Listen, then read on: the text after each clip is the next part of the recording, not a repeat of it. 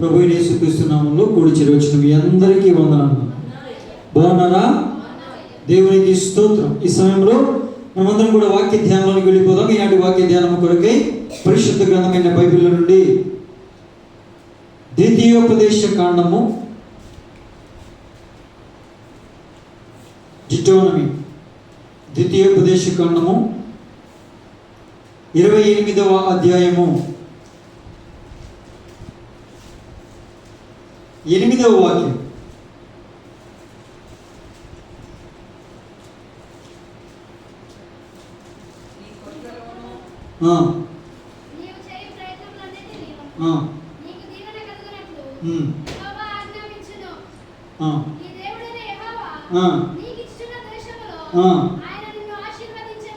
దేవునికి స్తోత్రము కలుగును గాక. హల్లెలూయా, హల్లెలూయా.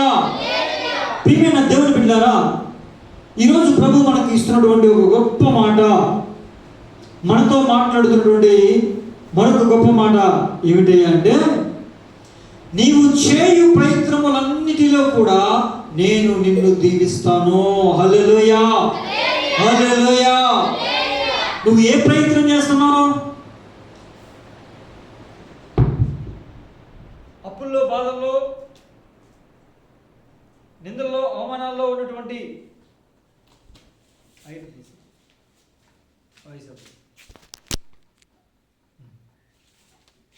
అప్పుల్లో, బాధల్లో, నిందల్లో, అవమానాల్లో ఉన్నటువంటి నీ కుటుంబాన్ని పైకి లేవనెత్తాలని ప్రయత్నం చేస్తున్నావా? ఆ ప్రయత్నాన్ని ప్రభు సఫలపరుస్తాము అని చెప్తున్నాడు. మీరు చక్కగా చదువుకోవడానికి ప్రయత్నం చేస్తున్నారా? అయితే ఆ ప్రయత్నాన్ని సఫలం చేస్తాను అని చెప్తున్నాడు. దేవుడు సఫలము చేయడమే కాదు కానీ ఆ ప్రయత్నాన్ని దీవిస్తాను అని చెప్తున్నాడు. దేవునికి స్తోత్రం, హల్లెలూయా. ఒక పని సఫలపరచడం వేరు, దేవుని చేత దీవించబడటం వేరు. సఫలపరచడం అంటే ఏంటండి? ఆ పని జరగడం అంతే. ఆ పని కేవలం మనం ప్రారంభించిన పని ముగించబడటం. కానీ ఆ ముగించిన పనిలో, లేదా మనం చేసిన ఆ పనిలో, లేదా మనం చేస్తున్న ఆ ప్రయత్నంలో ప్రభువు దాన్ని దీవెనకరంగా, ఆశీర్వాదకరంగా మార్చాలి అంటే మనము ఆయన మాట ప్రకారం వింటే చాలు. ఆయన మాట ప్రకారం విని మనం ఏం చేయాలండి? మన ప్రయత్నాన్ని వీడకూడదు. ఒకవేళ మనకున్నటువంటి కష్టాన్ని బట్టి కానీ, శ్రమను బట్టి కానీ, అప్పుల్ని బట్టి కానీ, నిందల్ని బట్టి కానీ, అవమానాన్ని బట్టి కానీ మనకు అనేక రకాల ఒత్తిళ్ళు ఉన్నాయి, అనేక రకమైనటువంటి మానసిక కృంగుదల ఉంది. మన ఆలోచనలు అనేక రకాలుగా ఆలోచన చేస్తూ ఉన్నాయి. దేని గురించి? ఒకే ఒక గురి, ఈ అప్పులు తీరాలి,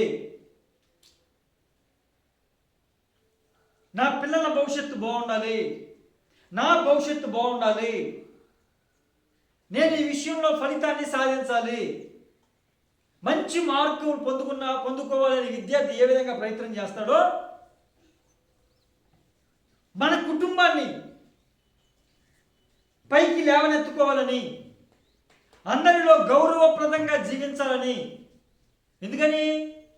మనం తిన్నామా లేదా అన్నది ఎవరు అడగరు, కానీ మనకు లేని స్థితిని చూసి చాలామంది అగౌరవంగా మాట్లాడతారు. అవునా కదా? చులకనగా మాట్లాడతారు, చాలా తక్కువ చేసి మాట్లాడతారు, విలువెవరు. అక్కడికి వాళ్ళేదో చాలా గొప్పోళ్ళు అయిపోయినట్టు, వాళ్ళేదో ఉన్నతంగా ఉన్నట్టు. కాస్త ఉంది, ఓకే, వాళ్ళకి తినడానికి ఉంది, కట్టుకోవడానికి ఉంది, కొంచెం ఉంది, ఏదో ₹1 మన మీద ₹1 సంపాదించుకుంటారు. వాళ్ళంత సంపాదన మనకు లేదని, వాళ్ళ లాంటి స్థితి మనకు లేదని చులకనగా చూస్తున్న వారు ఉన్నారు. కారణం ఒకటే, ఆర్థికపరమైనటువంటి ఇబ్బందులు. కొన్నిసార్లు ఈ ఆర్థికపరమైన ఇబ్బందులు ఎందుకు వచ్చాయంటే, కొన్నిసార్లు మన అజ్ఞానం చేత వచ్చాయి, కొన్నిసార్లు ఆరోగ్యపరమైనటువంటి విషయాల వల్ల,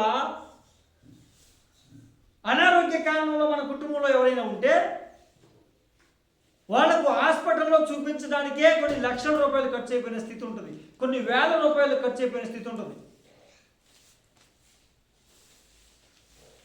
కొన్నిసార్లు మన కుటుంబంలో ఉన్నవాళ్ళు సరైన స్థితిలో లేక,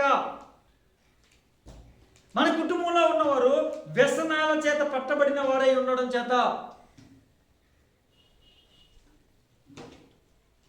మీరు చూడండి చాలామంది, నేను అంటున్నాను కాదు కానీ, ఎవరినో ఉద్దేశించి అనేది కాదు కానీ, ఏ వ్యసనము లేని వారి ఇంట్లో రూపాయి తెచ్చుకున్నా సరిపోదు, రూపాయి తెచ్చుకున్నా సరిపోదు. కానీ ఒక త్రాగుడు అనే వ్యసనం ఉందనుకోండి, ఆ వ్యసనం ఉన్న వాళ్ళ ఇంట్లోకి 10 రూపాయలు వచ్చినా పైసా కూడా మిగలదు. అవునా కదా? అవునా కదా? కారణం ఆ 10 రూపాయలు ఆ వ్యసనానికే సరిపోవు. వాళ్ళు కష్టపడరా? కష్టపడతారు. ప్రయాసపడరా? ప్రయాసపడతారు. పని చేయరా? పని కూడా చేస్తారు. పగలంతా ఇంత భయంకరమైన ఎండలో వాళ్ళు పని చేసి కష్టపడి సాయంత్రం అయ్యేసరికి డబ్బులు రాగానే ఏం చేస్తారండి?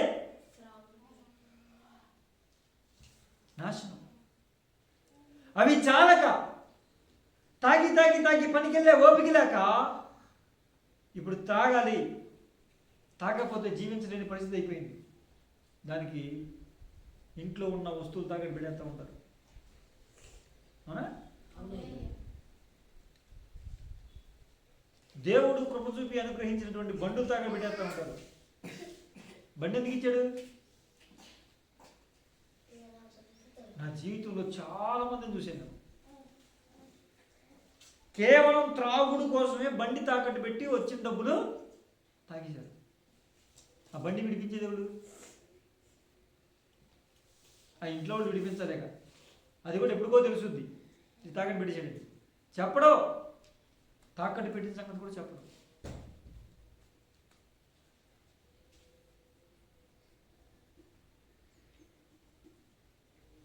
బహు భయంకరమైన పరిస్థితి.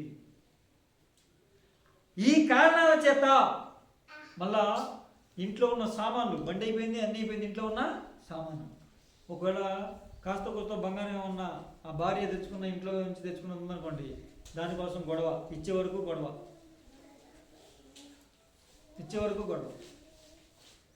ఇలాంటి కారణాల చేత కూడా అప్పుడు అయిపోతారు, పరుగు పోయింది. అవునా కదండి? కనుక ప్రభు ఏమంటున్నారు తెలుసా? సరే, అజ్ఞానంతోనో తెలుసో తెలియకో మిడిమిడి జ్ఞానంతోనో లోకాశలతోనో వ్యసనాలతోనో పట్టుబడిపోయి ఒకప్పుడు ఆ విధంగా చేసేమో, ఇప్పటికైనా నీ కుటుంబాన్ని పైకి లేవనెత్తుకోవాలని నువ్వు ప్రయత్నం చేస్తున్నావు, అప్పుల్లో నుంచి పైకి రావాలని ప్రయత్నం చేస్తున్నావు. అందరిలాగా నువ్వు కూడా, నేను నా కుటుంబం నా పిల్లలు గౌరవప్రదమైన జీవితాన్ని కలిగి ఉండాలి, చులకనగా చూడడానికి, ఎవరు చులకనగా చూడడానికి వీల్లేదు అని ప్రయత్నం చేస్తున్నావుగా. చాలామంది చూడండి, ఈ వ్యసనంతో పట్టుబడిపోయి పచ్చిగా తాగినా కూడా వాళ్ళ భార్యని కానీ పిల్లల్ని కానీ ఎవడన్నా ఏమన్నంటే ఒప్పుకుంటాడండి? ఒప్పుకుంటాడా? ఒప్పుకోడు. అంటే భార్య మీద పిల్లల మీద ప్రేమ ఉంటుంది, కానీ ఆ వ్యసనం చేత ఇటు తనకి గౌరవం లేకుండా, తన కుటుంబానికి గౌరవం లేకుండా ప్రవర్తిస్తూ ఉంటాడు.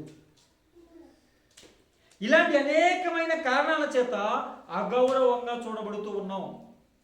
ఈ లోకంలో ఏముంటే విలువ అండి? చెప్పండి. ఈ లోకంలో ఏముంటే విలువ? డబ్బుంటే విలువ. ఇంకేంటి మరి ముసుగులో గుర్తురాడడానికి? ఈ లోకంలో డబ్బులుంటేనే విలువ, డబ్బులు లేకపోతే విలువ లేదు. విలువ ఎవరు?